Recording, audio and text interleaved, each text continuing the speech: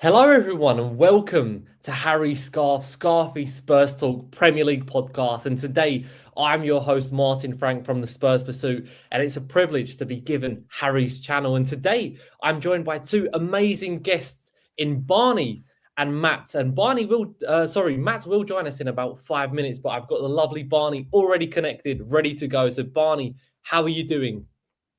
It's a pleasure to meet you, and I'm doing very well. Obviously, there's not a huge amount of games to talk about this week, being the double game week, but I'm looking forward to talking about them. Definitely. It's not as packed as we are used to, especially comparing to last week's. And Matt is back. Matt, how are you doing? Do you know what, right?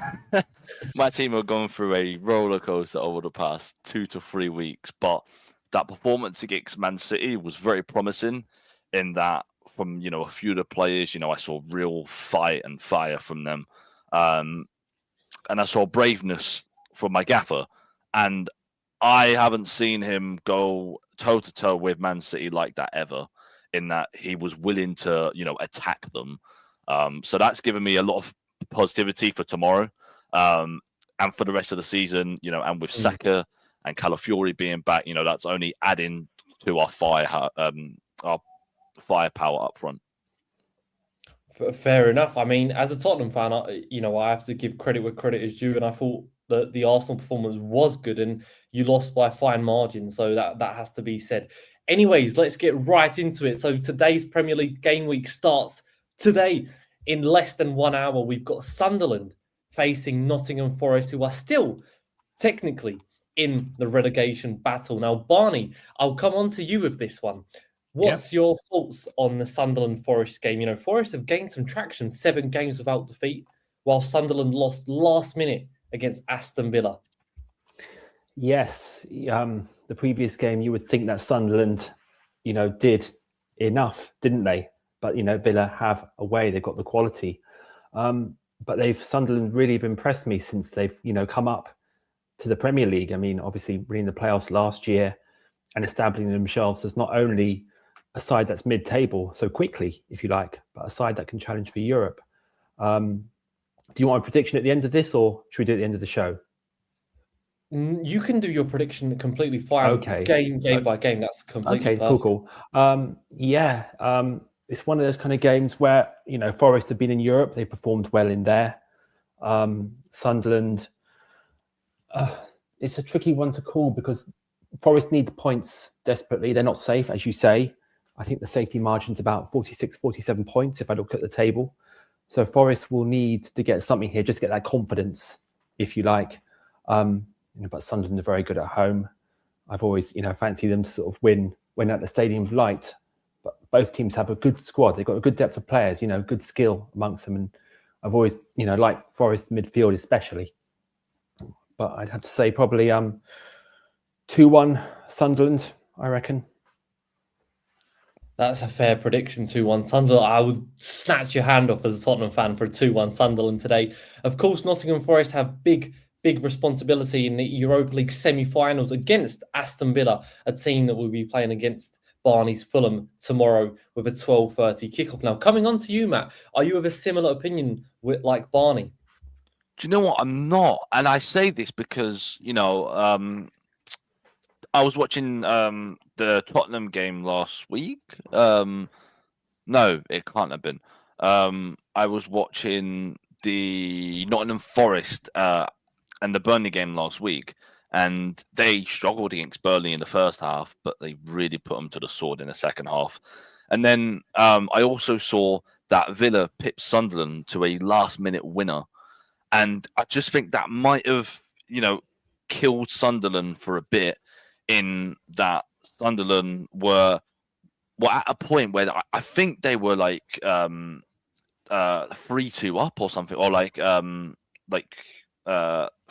or something, and they were going to get a point or 3 points, and it was looking very, very good for them. But I think that might have just been a bit of a dagger to them, and I'm going to go for a Forest 2-1 tonight. Interesting. So we've got 2-1s on. I just kind of feel that Morgan Gibbs-White, with that hat-trick he scored, I think he's just going to start firing. I do, because I think once a player scores a hat-trick, especially for a relegation threatened team, that player starts to just ignite. It's true. And I kind of feel he might get a brace tonight as well. It's a very good point you make, and of course, I also managed to watch the Nottingham Forest Burnley game, and they were awful in the first half, but it felt like second half they turned up mainly for Elliot Anderson, who had sadly lost his mother during the week, and it really felt like a very motivated performance in his side. So yeah, condolences sent to Elliot Anderson and his family. Now, one thing that needs to be mentioned with Sunderland is they've been on a very poor run. If we take away their Newcastle and Tottenham performance, they've actually lost 5 games out of 7. So that's a very interesting statistic to provide. And I think that Matt makes a very good point. However, I'm a Tottenham fan and I can't agree more with Barney that Sunderland will beat Forest today. But that's just based on bias, no stats. Anyway, we will conclude Fridays. This is the only fixture that will be happening. And we've got a much larger scale on Saturday happening, starting off with an early kickoff at Craven Cottage where Fulham take on Aston Villa, and who better than Barney will run us through what we can expect tomorrow. Our record against Villa in the Premier League has not been great, if I'm being brutally honest. Marco Silva doesn't have an excellent record against the Villa boss. But again, it's one of those games where you think, okay, we've achieved another objective, right? We're going to be mid-table again, possibly 10th to 12th. I think if you ask any Fulham fan alive, they will say to you, yeah, I'll take it. We didn't do too well in the Cups, but, the league is the most important thing, right? And as we discussed off air, it concerns me about our lack of goals, whereas Villa don't seem to find that a problem. You've got Rodgers, you've got Watkins, they score goals for fun. This is probably the last game this game week I'd expect to finish goalless, to be honest. But it's one of those kind of games where if we don't have our shooting boots, sooner or later, it's going to come back to bite us. And, we'll be looking back to say again, what if?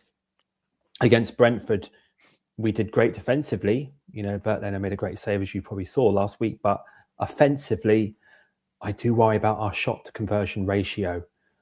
We seem to sort of be very hesitant. We have good play in the build-up, but in that final third, we just panic and don't know what to do with the ball. Whereas Villa, if they're on form, will cut through us like a knife through butter. And that scares me because they're a strong side and they're up there on merit. They're up there for a reason. I've never predicted Fulham to lose, and I'll stand by that. I will never do that, but I just can't see us winning. I'm being positive here. 1-1. And Barney, you make a very good point about the lack of conversion in your front line. And why do you think that is? Because at one stage, Fulham had a fantastic record in goal scoring and shot conversion. Do you think it's confidence? I do. I generally do. And it worries me, the fact that Rodrigo Muniz, when he has come back, I don't know whether it's a confidence thing. I think it's a confidence thing because he's been getting the game time. But then Raul Jimenez is also not, regularly finding the shooting, his shooting boots. And, we've got 2 strikers. Both are capable, easily more than capable of getting goals on their day. Is it the midfield? Is it the training methods? Is it distractions? It could be a number of things. Is it players on the beach? But it's been disappointing. I won't lie to you. It's something we need to work on. We just need to convert more of our chances because we create chances as a team. We do. But a team like Villa will punish us tomorrow, no doubt. If we're not on the ball, they will turn up and they will get 3 points. We have to be on our A game, especially defensively.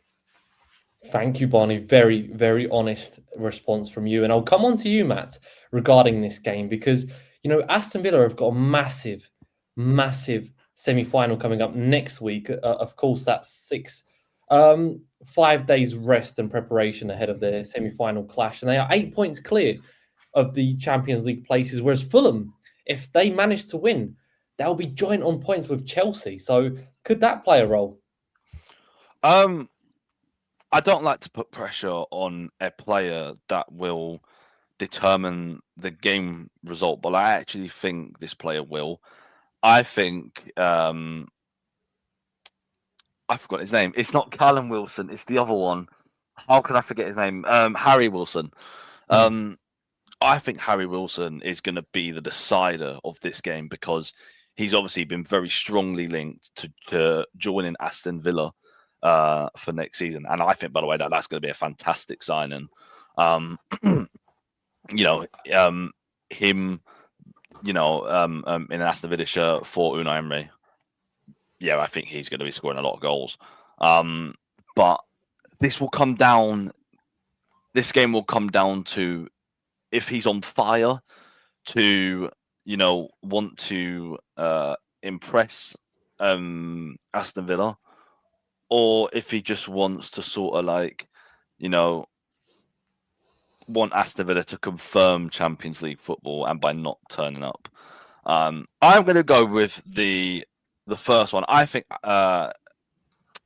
Harry Wilson will turn up, and I think he's going to win Fulham the game. I think it will be 2-1 to Fulham. Interesting. With Harry Wilson scoring a late goal. Yeah, I see this being a very close game myself. I think Aston Villa will rotate quite heavy.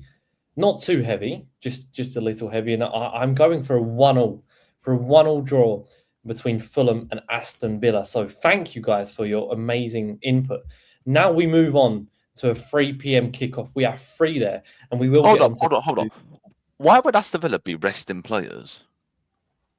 Just simply from the sense that they are, in a sense, safe. They are 8 points clear ahead of. Yeah, but they're not in the Champions League, so why would they not go for it? No. I was in. Oh wait, hold up. Are they in the Europa League? Yes, in the Europa League semi-final. Oh, okay. I was thinking they were in the Champions League. I was like, why are they going to be rotating if they're not? All right, yeah, fair enough. And that's a big game as well, against Nottingham Forest, which is a huge game. Massive. Fair enough. Okay. I could see them resting a few players as well, to be fair. Exactly. Not too many, because 8 points can be closed down, but yeah, a couple, and that could play into Fulham's hands. Now, again, 3 p.m. kickoffs, two absolutely crucial in a relegation battle. But firstly, before we jump into that, we've got Liverpool taking on Crystal Palace at Anfield, and Crystal Palace had a say in the relegation battle by drawing a very boring goalless draw at Selhurst Park. So, Barney, on to you. How do you see this one going with Liverpool being, not really the ideal Liverpool's, winning team of the Premier League last season coming here this season? Yeah, no, you're absolutely spot on with your assessment there. I know quite a few Liverpool fans, and they're all, you'd think, I look at where they are on the table and I think, you're up there. But obviously by their standards, they're quite rightly not entirely happy, especially the season before and how well they did. And they're always saying to me how much pressure Arne Slot's under, very indifferent side. And it's true. I mean, I think I read a stat, they've conceded so many late goals as well, lost so many points really late in the game. And they sort of referred when we drew 2-2 with them back in the season. They're just one of those examples. Palace are one of those sides where, like us, they're sort of mid-table Premier League side. They're going to finish usually where they always do, don't they? About sort of 10th to 12th to 13th.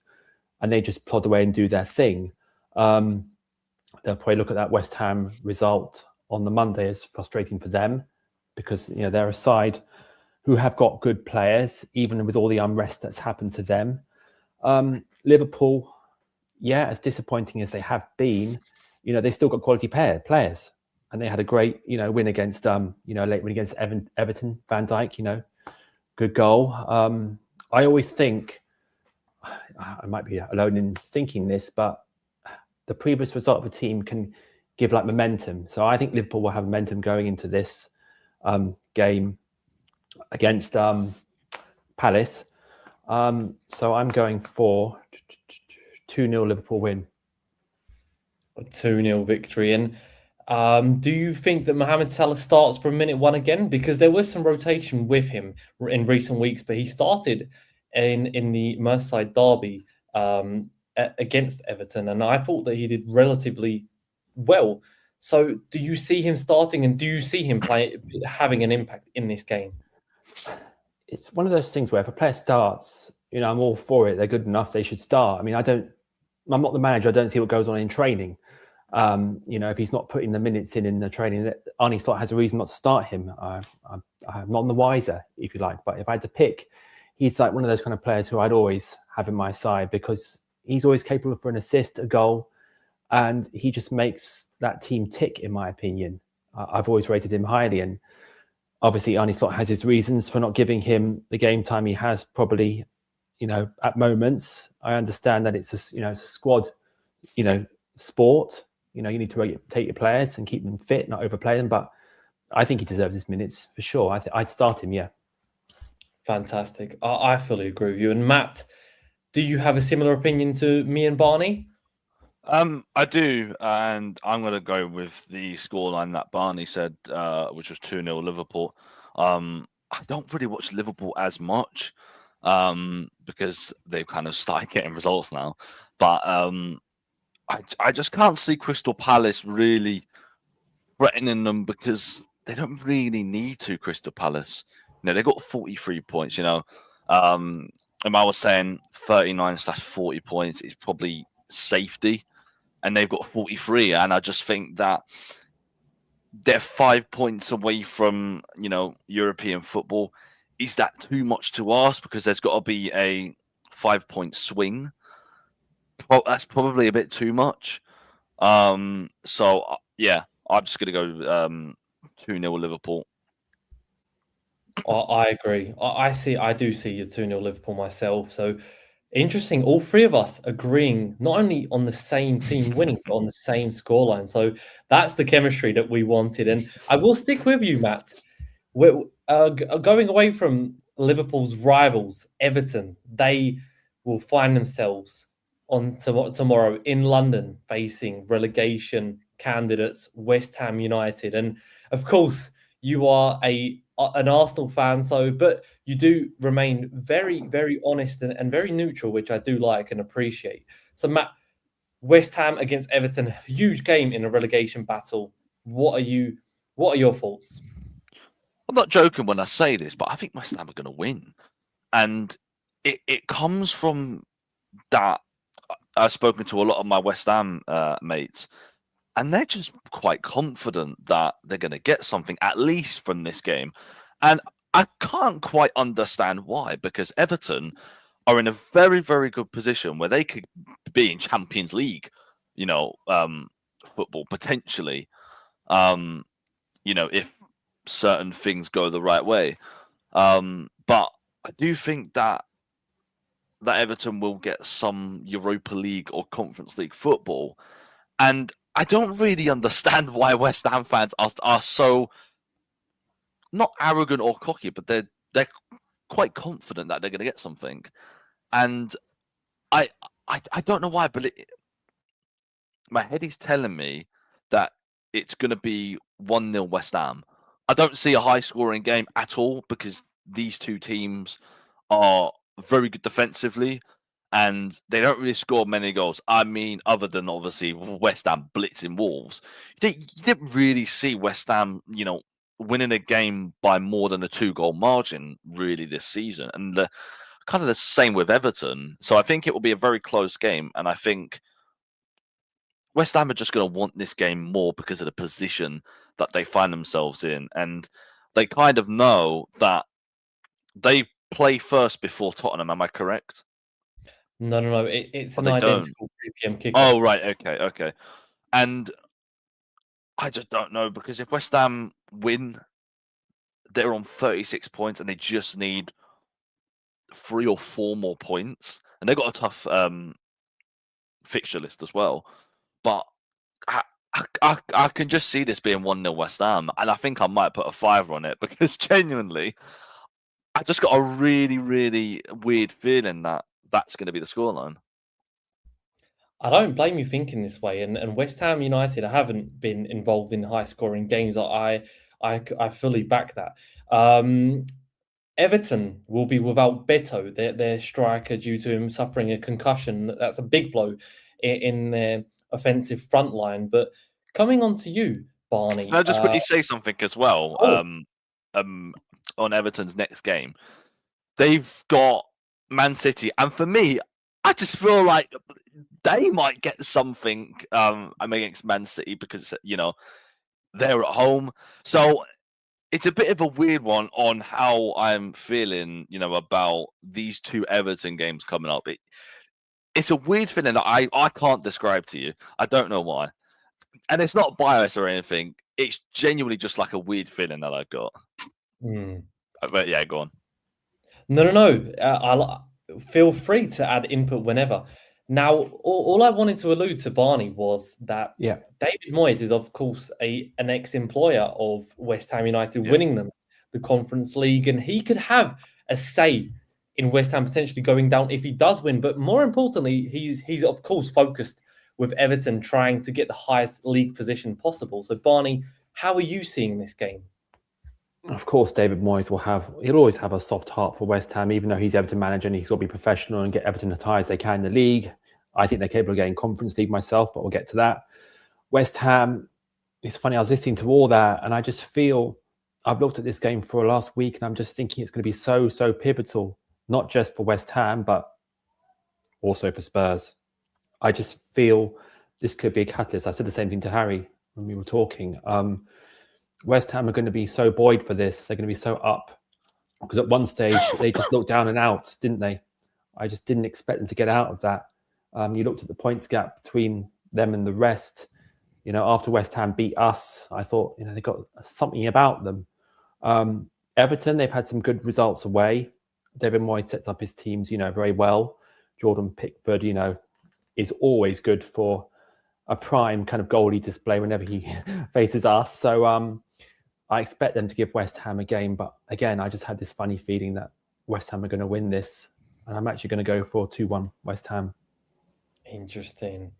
You know what? Of course, my bias cannot go aside in a relegation battle. So I'm predicting Everton to win. And could that cause Manchester City bigger problems if Everton do win? Because, of course, if they do lose against West Ham, the likelihood of their season being arguably over for the European places, that could impact the relegation battle as well. So technically speaking, this game week is so crucial, but it feels like we've been saying this for the past few game weeks now. But you know what? I'm going to go for also a not very high scoring game, but I'm going to be slightly more controversial. I'm going to go with a draw. I actually see West Ham get something out of it, but a draw. I think it will end 1-1. And that brings us to the second key game in the relegation battle. Wolverhampton Wanderers, after coming back from international duty, have been woeful in 2 games, conceding 7 goals, not scoring a single one. Their defender Mosquera will be missing out from the back line, serving a 2-game suspension. Tottenham, on the other side, 15 games winless. Not a single victory in the Premier League this calendar year. And somehow, we Spurs fans are feeling confident of staying up. Make that make sense. So, Barney, coming on to you with this one. What's your thoughts on the preview, but also how the game most likely will go? Well, this is going to be tricky. This is going to be really tricky because Wolves, before the international break, had that kind of momentum about them. And I thought, yes, they're down, but they're going to make a fight of it. They were at one stage, I thought they weren't going to beat Derby County's points record, but they've done that and they've done that well. They've shown belief and character, which is what you need. And I said this to some Spurs friends I know, to be in a relegation battle, you need character, you need strength. And that's not just from players' mind, that's from the fans as well. You all have to be in it together from minute one because it is a battle and the fans had to play their part. But as you say, since international break, then they've been woeful as well. And you've got 2 sides coming together who, quite frankly, it's really hard to predict a winner here because as so close as Spurs came against Brighton, obviously, conceding late for the 2-2, that was such a kick in the teeth, to be so close to that win. And I actually generally felt sorry for Spurs fans at that point. I genuinely did, because when your luck's against you, when you're down there, I've been there. I've seen relegations myself multiple times. When your luck's out, your luck's out. Wolves have nothing to play for but pride. Spurs, on the other hand, it's do or die. It's as simple as that. I can't say it any other way, to be honest with you. But I can't predict a win either way. But Spurs are just going to have to get something, anything. It's a lucky goal or a deflected own goal, something. Something has to go their way eventually. But I had to go for 1-1. It's very hard to predict this. It's going to be a scrappy game. I think both sides can be very nervy. Spurs can be terrified of losing. They just know that record's against them, aren't they? And they don't want that to keep carrying on. And as you know, it's a mentality at this stage, and we will see. Summed it up perfectly, Barney. Thank you. It's a mental game, and it really, really is.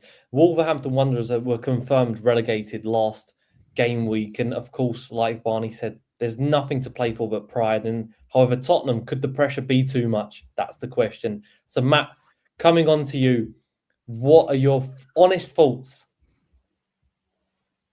I mean, Wolves could do a really funny thing where they take Tottenham down with them, but I really don't see it going that way. I think Tottenham proved against Brighton. Yes, obviously they bottled the win, but from the performance, I think it was very, very positive. And I don't want to speak about this long because it hurts, but I think Tottenham are going to win 3-1. No, I see where you're coming from. I also saw a very big improvement from the Brighton game, and Roberto De Zerbi clearly has the players believing in something. So I'm going to remain positive with Matt's prediction, and I'm going with 3-1. I don't see us keeping a clean sheet, and I see us going at it. And it just feels like the first half will be quite crucial in this game. Anyway, moving on to the other side of the table spectrum, we've got second place Arsenal sitting at the tree for over 250 days now, find themselves second after Manchester City's 1-0 victory against Burnley. Matt, I will start with you on this one. Arsenal play Newcastle. Newcastle have been absolutely woeful. It does feel like the ending between Eddie Howe and Newcastle is getting nearer and nearer. So you alluded to it at the beginning of this podcast that you saw a lot of positivity from the devastating loss at the Etihad. So how are you feeling after you've had some time to reflect? Sorry, can you repeat that question? Because I was a bit off on that. No worries, Matt. Sorry. I was just basically asking that you did mention a lot of positives from the game at Etihad, and the fact that you've had some time to reflect on it. It's almost been 1 week, or 5 days more specifically. How are you feeling going into tomorrow's game against Newcastle? I'm feeling quite positive because we're getting a very, very important play back. And I think statistics show that this player, we've really, really missed this player because although he's been very poor this season in terms of output-wise, goals and assists, statistically, he's been one of the best wingers in the league, per 90. And that's Bukayo Saka.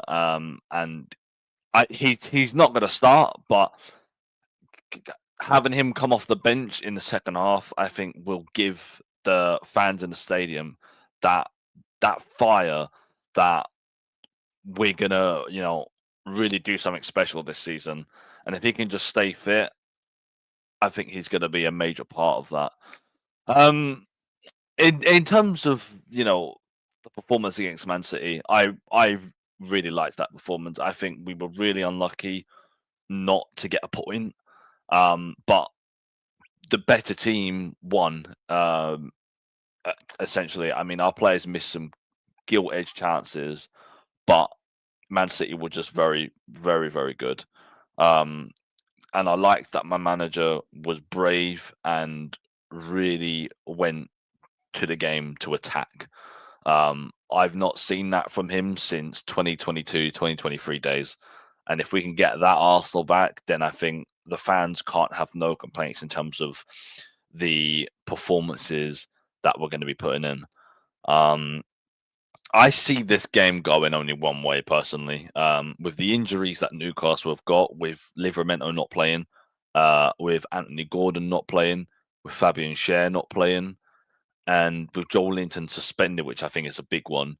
I think we are not gonna reclaim some goal difference, but I think we're gonna win comfortably, and it's gonna put us in a little bit better in our goal difference to send us top of the league. I think we're gonna win 3-0.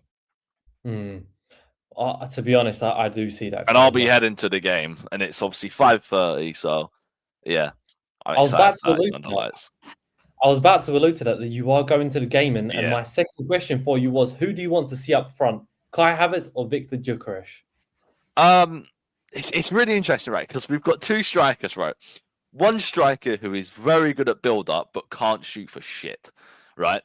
And we've got our second striker who is terrible at build-up, but the minimal shots on target, like I think he's only had about 20 to 25 shots on target this whole season, and he's got about 16 and 17 goals, which that output is incredible when you think about how many like chances that he's had in front of goal, that he's scored that many and has only had that little shots on target. I think that's pretty incredible. If there was an ideal world, the two strikers would combine and we'd have the best striker in the world, but that doesn't happen. So in answer to your question, to get the best out of Arsenal, I think Kai Havertz has to start, because Kai Havertz can drop deep to link play and to receive the ball and give to the wingers. With Gyökeres, we have to play a certain way, which I don't think are our first choice attacking players have gotten to grips yet, because most of them have been injured for the rest, like for a lot of this season in Saka and Martin Odegaard.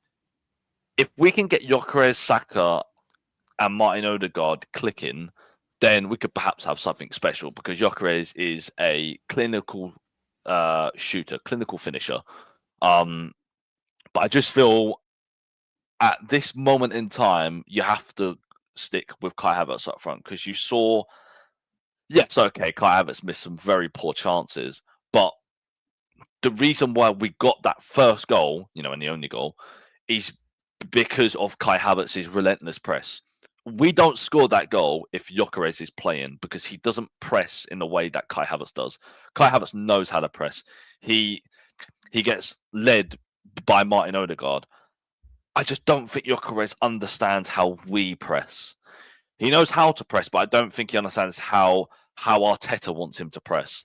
And I think that's going to be very key heading into this game, because Ramsdale is likely to be the goalkeeper. And Arteta will know what Ramsdale is like, and so will the majority of our players. And they will know he doesn't like to be pressured on the ball. He makes a lot of mistakes, but, distribution-wise, he's very, very good. But I just think that this is a game for Kai Havertz to start. And in terms of on the wingers, on the left, I think it has to be Eze. Cannot be Martinelli. Cannot be Trossard. I'd like to see Martinelli come off the bench because he's probably going to be starting against Atletico Madrid for the pace, and because I think Odegaard might need a breather, because I don't want Odegaard getting injured again. So I think Eze will probably play in the 10 against Atletico Madrid. But on the right tomorrow, I really don't know. I mean, if it was up to me, I'd play Dalman, because I can't, on an ability level, for me, Max is on the same level as Noni. He genuinely is. The only thing that Noni has over him is experience. And, you can't downplay that. But if we're going on who looks more dangerous, it has to be Max Dalman, but he won't start him. And it will be Noni starting. But for me, I would start Dalman. I wouldn't start Saka, because I don't think he's ready, and we cannot rush that player. We have to let him breathe. We have to, let him come back in his own way, because there's no point rushing him. Because if we were going to rush him, you rush him for that Manchester City game. However, Arteta left him out, which fair play on him, because in other seasons he probably plays that game and probably picks up an injury. So Arteta clearly, wants to rest Saka and only play him when he's fit and at his best. So that's why I don't think Saka will start. Barney and Matt already alluded to it, that Arsenal are a very important fixture in the Champions League on Wednesday. So, Barney, what's your thought process behind this game?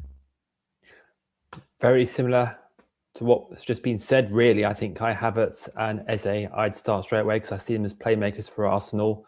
It's always very tricky when you're competing in Europe. It's about balancing and sort of looking to the next game. But obviously with Man City getting that win the other week, it's so tight at the top, and moments in this season, it's going to be so close. I decided on just fine margins. I said Scott Parker saying that.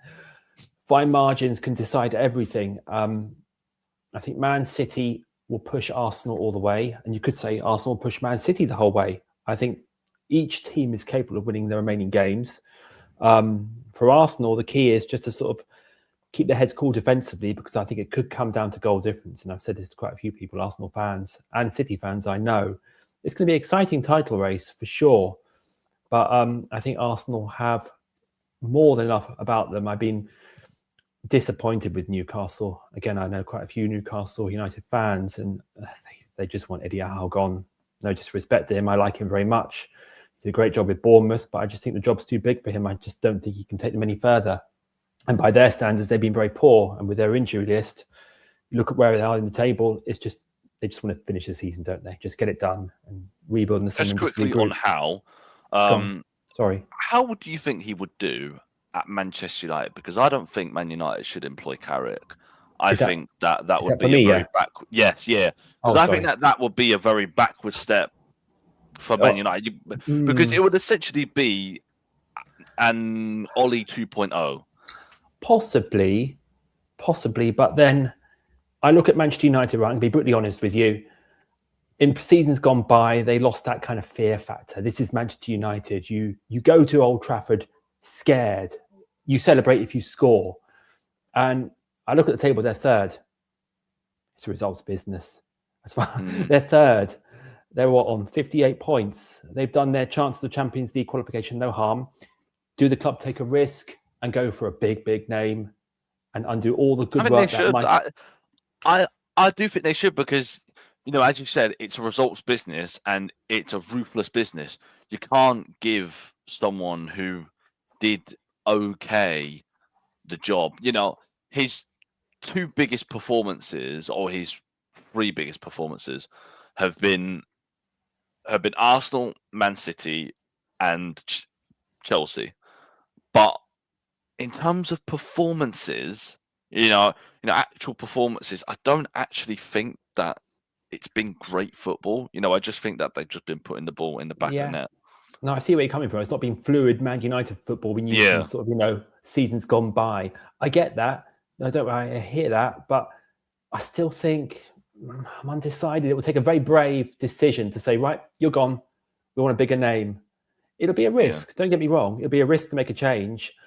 It could go completely messed up for them next season. This could just be the crest of a wave. That's fair. If I was being honest, I'm trying to play devil's advocate here. Yeah. It could go either way. They'll have a decision to make in the summer. I'll say that definitely. But yeah, they'll need to address that, because obviously this is something that, you know, a club as big as Manchester United, right, needs Champions League football. It needs to be competing at the top end of the Premier League. You know, they can't be the Man United of old anymore. Yeah, that's fair enough. Yeah, very wise words, Barney. And back to the Arsenal-Newcastle game. So are you just seeing just one winner? Where was I? Yeah, Eddie Howe. I'm afraid he's. I don't think he'll be there next season. I only see one winner, so I'm going 3-0 Arsenal. Yeah, I can't see a different winner than Arsenal myself. So thank you, Barney. And I will stick with you. Something that Matt and Barney have already alluded to is Carrick's future in the remaining 5 games. They remain comfortably sitting third. Champions League football secured for next season, almost guaranteed. So Barney, Manchester United against Brentford. Brentford, 5 draws in a row. Unbeaten, you can say, but also the football has been very focused on getting, or should I say, avoiding defeat. You know me, I always try and give a balanced opinion from a neutral basis. Even though there are fiercest rivals, I have praise for Brentford. I think they've been brilliant this season. I think they've really blossomed since Thomas Frank has left. I mean, the table doesn't lie. They're sat obviously in 9th position. Very strong season for a club of their stature, if you like. They've had some good results. Obviously, if it wasn't for Bert Leno, they would have probably got a win against us. 5 draws.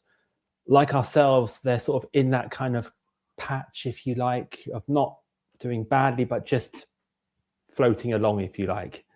They could be doing better. They could have got a couple of results that they didn't get. They'll probably look back on that, come May and think, was this a missed opportunity? Because there was a time when I thought they were almost certain to qualify for Europe. Now, it could go either way. There's a clutch of 5 or 6 teams who could still qualify, us included, don't get me wrong. But the Man United I expect to see at Old Trafford should have enough to see this out. I think they will want to go for that Champions League position. As far as I'm concerned, they're in the driving seat. They've got better goal difference. I like their run of fixtures coming up. So I'd have to go for a 2-1 United win. Very good. I see a 2-1 United win myself, or maybe even 3-1 United, bouncing off of the Stamford Bridge result. But on the other hand, Matt, if Brentford win and results go their way, they could be sitting 16th. Yeah, that is kind of... Wait, 16th? Sorry, 6th. I was like, 16th? What? Yeah, I personally just don't think it's going to happen.